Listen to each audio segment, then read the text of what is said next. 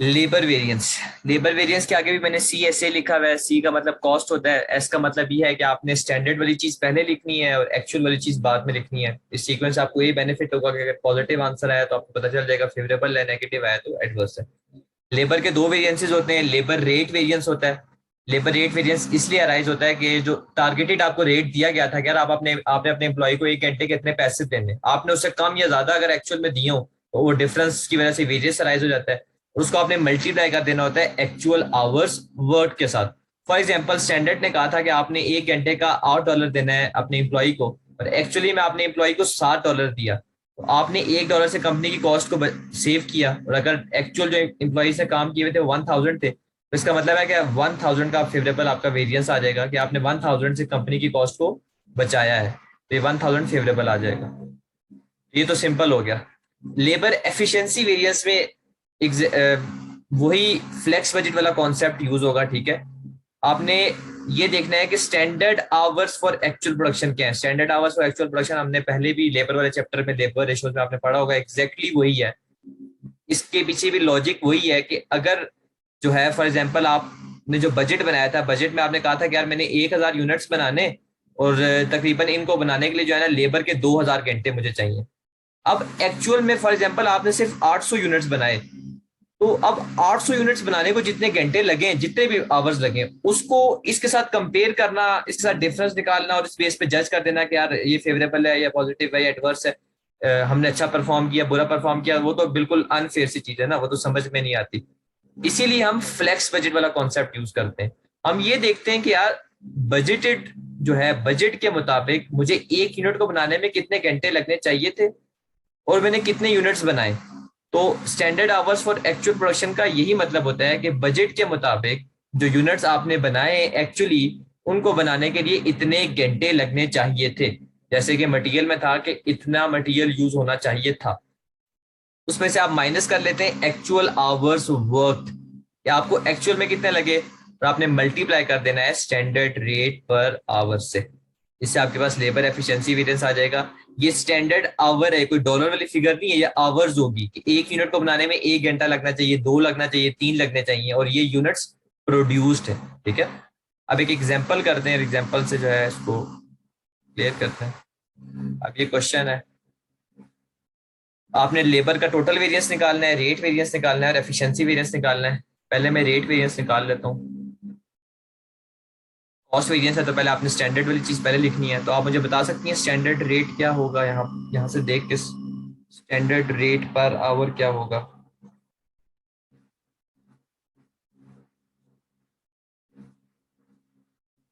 Standard rate per hour,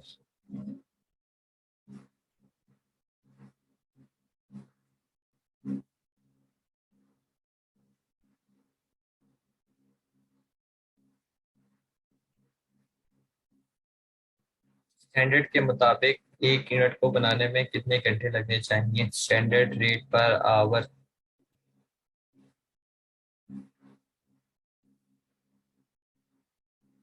5.5 पता नहीं आपने कहाँ से निकाला है, आपने मेरे ख्याल से एक्चुअल वाला रेट निकाल दिया। स्टैंडर्ड वाली चीज तो आपको ये दी हुई थी ना, ये स्टैंडर्ड कॉस्ट कार्ड है स्टैंड, और उसमें उसने बताया हुआ है कि डायरेक्ट लेबर आपका इतना लगता है, 24 घंटे आपको लगते हैं और 1 घंटे का रेट 5 है, तो 5 आपको दिया हुआ है।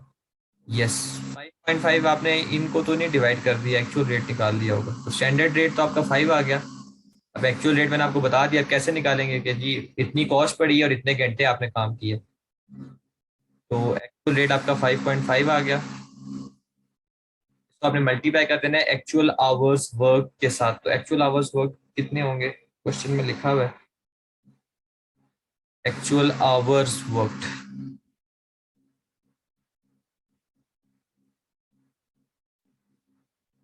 एक्चुअल आवर्स वर्क जो है वो 23,900 है, तो इसको मल्टीप्लाई करके देख लेते हैं। 0.5 आ जाएगा, 0.5 टाइम्स 23,900, 11,950 आ जाएगा एडवर्स। बिल्कुल एडवर्स इसलिए आएगा क्योंकि आपने एक्चुअल में लेबर को ज्यादा पैसे दिए, ज्यादा कॉस्ट खर्च किया है as compare to standard. Efficiency variance निकाल लेते हैं। एफिशिएंसी वेरिएंस में पहली चीज क्या आती थी, standard hours for actual production. Actual production कितनी होगी पहले वो बता दें। Actual production, yes 1000 units. और स्टैंडर्ड आवर्स का ये मतलब होता है कि कितने घंटे आपको लगते हैं बजट के मुताबिक एक यूनिट को बनाने में। तो स्टैंडर्ड वाले डाटा में ही आपको कहीं दिया होगा।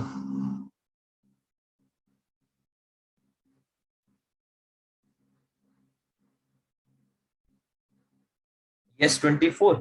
देखिए ना, स्टैंडर्ड कॉस्ट कार्ड का मतलब होता है कि एक यूनिट को बनाने की डिटेल्स।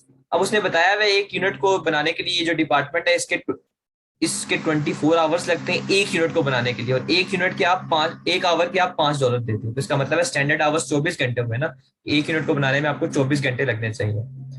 तो जो standard hours for actual production है वो मेरे पास आ जाएगा 24,000। मुझे 24,000 आवर्स लगने चाहिए स्टैंडर्ड के मुताबिक, और मुझे कितने लगे एक्चुअली? एक्चुअली मुझे कितने लगे?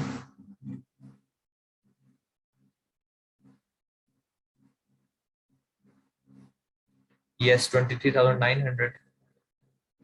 इसको आपने 23,900 को मल्टीप्लाई कर देना स्टैंडर्ड रेट पर आवर से, जो कि ऑलरेडी 5 यहाँ से हमने पहले इस फॉर्मूले में यूज किया होता 5। तो ये आ जाएगा 100 टाइम्स 5, 500 का फेवरेबल आ जाएगा। फेवरेबल इसलिए क्योंकि आपने एक्चुअली में कम टाइम दिया। टोटल वेरिएंस निकालना है तो रेट और एफिशिएंसी को ऐड कर दें। 11,950 फेवरेबल एडवर्स था, प्लस 500 फेवरेबल, तो इसका मतलब है कि ये 11,450 एडवर्स आ जाएगा। 500 बस माइनस कर देना ना क्योंकि एडवर्स था, तो ये टोटल वेरिएंस आ गया। क्लियर है बात?